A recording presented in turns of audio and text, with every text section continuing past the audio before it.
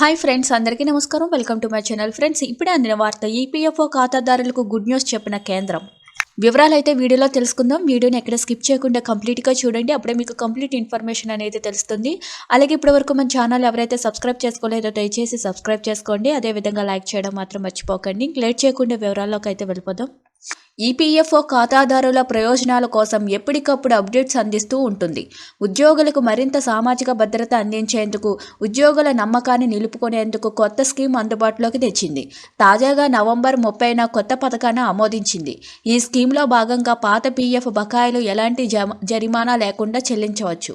EPF scheme 1952 ప్రకారం PF account హోల్డర్లకు settlement తేదీ వరకు వడ్డీ చెల్లింపు ఉంటుంది.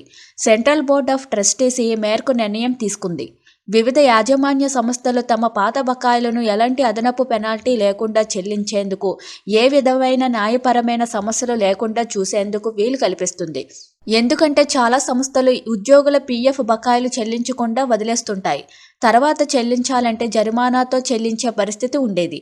ఇకపై ఆ పరిస్థితి ఉండదు. 2024-2025 ఆర్థిక సంవత్సరం బడ్జెట్లో ప్రకటించినట్టుగా ఎంప్లాయ్మెంట్ లింక్డ్ ఇన్సెంటివ్ స్కీమ్ ఇది. 1952 ఈపీఎఫ్ స్కీమ్ను సవరణ చేసేందుకు కూడా సీబీటీ బోర్డు ఆమోదించింది. దీని ప్రకారం సెటిల్మెంట్ తేదీ వరకు అకౌంట్ హోల్డర్లకు వడ్డీ చెల్లింపు ఉంటుంది.